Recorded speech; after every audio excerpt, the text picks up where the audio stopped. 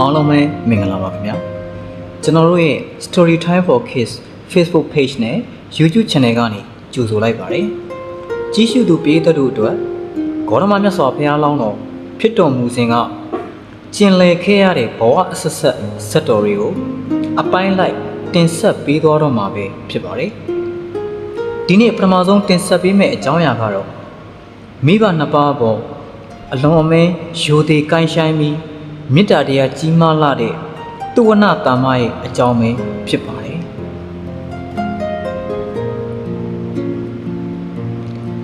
ဟိုးရှိတုန်းကဘာယာနတိပြည်နီးမိဂသမရာမြစ်ကမ်းဤတစ်ဖက်တစ်ချက်တွင်တငါရွာကြီးနှစ်ရွာရှိခဲ့သည်ထိုနှစ်ရွာတွင်တငါတဲ့အကြီးကဲတဦးစီရှိကြသည်ထိုတငါတဲ့အကြီးကဲတို့သည်တဦးနဲ့တဦးခင်မင်ရင်းနှီးကြသည်မိမိတို့၏သားသမီးများအရွယ်ရောက်လျင်အချင်းချင်းလက်ဆက်ထိမ်းများပေးရန်ဂရိကဝတ်ပြုထားကြလိုသည်တငါတဲ့အကြီးကဲတယောက်တွင်ဒုက္ကူလသရိုးသားကိုဖွားမြင်ပြီးအခြားတယောက်တွင်ပါရိကသရိုးသမီးကိုဖွားမြင်ပါသည်ဒုက္ကူလနှင့်ပါရိကတို့သည်ဗြမပြည်မှလာသူများဖြစ်ကြ၍ကာမဂုဏ်ကိုအလိုမရှိကြချေအရွယ်ရောက်လာကြ၍နှစ်ဖက်မိဘသဘောတူလက်ထပ်ပေးကြတော်လဲကာမဂုဏ်၌ပျော်မွေ့လိုက်စားခြင်းမရှိကြချေမိဘများကွယ်လွန်ပြီးနောက်နှစ်ဦးတိုင်ပင်ကတောထွက်ကြသည်ဒုက္ကူလာနှင့်ပါရိကတို့တောထွက်လာသည်ကိုတရားမင်းကသိမြင်သည်ထို့ကြောင့်ဝိတကြုံနှစ်သားကိုစေလွတ်ကကျောင်းသင်္ကန်းဖန်ဆင်းထားစေသည်ကျောင်းသင်္ကန်းတွင်လည်းတရားရှာရန်တောထွက်လာသူများသည်ကျောင်းသင်္ကန်းကို၎င်း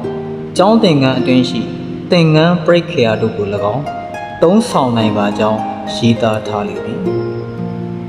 ဒုက္ကူလာနှင့်ပါရိကတို့သည်ရေးသားထားသောကပီးအခရာတို့ကိုဖတ်၍နတ်တို့၏တကူးကြောင့်ဖြစ်သောလျှော်တေသင်္ကန်းကိုဝတ်၍ယတိပြုကာတရားဓမ္မကျင့်ကြံအားထုတ်နေထိုင်ကြလေသည်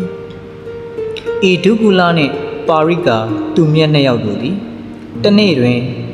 မျက်စိကွယ်ကဘေးတင်မိအကြောင်းကိုတရားမင်းသိရှိလေသည်ထို့ကြောင့်တရားမင်းကိုယ်တိုင်ပင်ကျောင်းသင်္ကန်းသို့လာပြီးတားထောက်သမီးကံရရေးအတွက်လူတို့၏အကျင့်ဖြစ်သောမေထုံမှုဖြင့်ကိုလက်နှီးနှောပါရန်လျှောက်ထားတိုက်တွန်းသည်ဒုက္ကူလာနှင့်ပါရိကတို့ကအပြင်းထန်ညှင်းဆိုပါသည်အလောင်းတော်နှစ်သားအားလည်းနတ်သက်စစ်၍စုတေရန်နှင့်ယသိနှစ်ပါးတို့ထံတွင်တန်ရီယူရန်တိုက်တွန်းသည်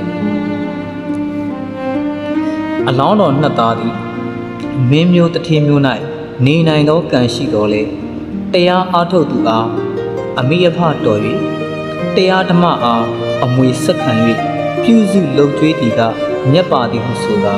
တရားမင်း၏တိုက်တွန်းမှုကိုလက်ခံလေသည်တရားမင်းမှယသိနှစ်ပါးမှမေထုံကင်းစင်ကြောင်းဆိုလျင်အလောင်းတော်မှပါရိကာ၏ယာတိပန်းပွင့်ချိန်၌ချက်တော်အားဒုက္ကူလာ၏လက်ဖြင့်၃ကြိမ်သုံးသက်ခြင်းဖြင့်တရေယူပါမည်ဟုဝန်ခံလေသည်သို့နှင့်တရားမင်းကပါရိကာဥတုလာသောအချိန်တွင်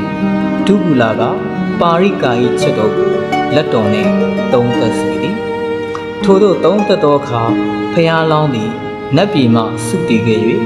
ပါရိကာယတိမ၏ဝမ်း၌ပရိသေရေကိုဝင်ဆွဲယူလေ၏ဆယ်လလွန်သောအခါရွှေစင်းနှင့်တူသောသားယောက်ျားလေးတစ်ယောက်ကိုဖွားမြင်လေသည်ရွှေစင်းနှင့်တူသောအစင်းရှိသောကြောင့်ဖျားလောင်းအားသူဝနတာမဟူ၍အမည်ကိုမဲ့ကြလေကုန်၏